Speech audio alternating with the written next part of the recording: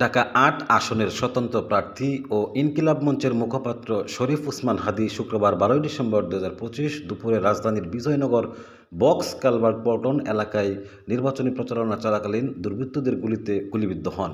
ঘটনাটি জুমার নামাজের পর রিকশায় চালাতে যাওয়ার সময় ঘটে, যেখানে দুটি মোটরসাইকেল থেকে ৩ জন করে হামলা চালিয়ে তাকে লক্ষ্য করে গুলি করে দ্রুত অবস্থান ছেড়ে দেয়।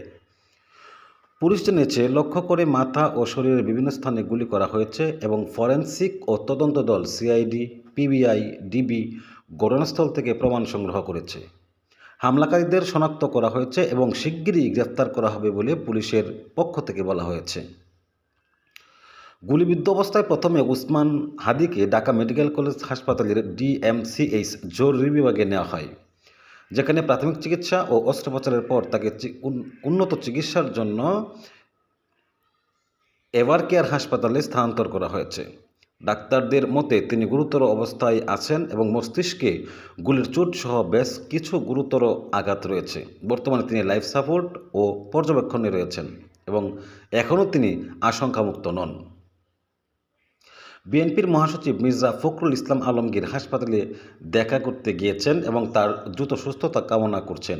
বিএনপি নেতারা এই হামলাকে সুসম্পন্ন পরিকল্পনা ও নির্বাচন পরিবেশ অবনতির সৃষ্টির উদ্দেশ্যে বলে অভিহিত করেছেন এবং দোষীদের দ্রুত গ্রেফতার ও কঠোর শাস্তির দাবি তুলেছেন।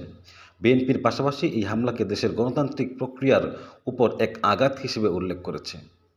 ছাত্র রাজনীতির অংশ হিসেবে ডাকসু বিপি এটিকে আগামী নির্বাচনের জন্য সংখ্যাজনক ইঙ্গিত বলে মন্তব্য করেছেন। রাষ্ট্রীয় অতিথি ভবন যমুনায় প্রধান উপদেষ্টা ও অন্যান্য দায়িত্বশীল ব্যক্তিরা পরিবার ও দলের নেতাদের সঙ্গে সাক্ষাৎ করেছেন এবং মামলা ও তদন্তে সর্বোচ্চ সহযোগিতা করার আশ্বাস দিয়েছেন।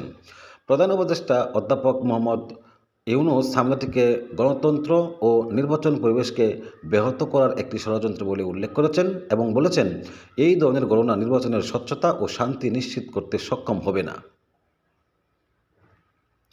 ওসমান হাদীর বিরুদ্ধে মামলার পর থেকে বিভিন্ন সংগঠন ও সাধারণ মানুষ হামলাকারীদের দ্রুত গ্রেফতার ও বিচারের দাবি সহ দোয়া ও সমর্থন কর্মসূচি পালন করেছেন। পাশাপাশি রাজধানীর বিভিন্ন স্থানে বিক্ষোভ, সমাবেশ ও পথ অবরোধের কার্যক্রম শুরু হয়েছে। বিভিন্ন রাজনৈতিক ও নাগরিক সংগঠন এই ঘটনার নিন্দা জানিয়ে বলেছে, বাংলাদেশে নিরাপদ নির্বাচনী পরিবেশ ও মত প্রকাশের স্বাধীনতা বজায় রাখা অত্যন্ত জরুরি। ঢাকা ৮ আসনের স্বতন্ত্র প্রার্থী শরীফ ওসমান হাদী বর্তমানে গুরুতর অবস্থায় হাসপাতালে চিকিৎসাধীন এবং তার দ্রুত সুস্থতা ও পুনরুদ্ধারের জন্য রাজনৈতিক মহল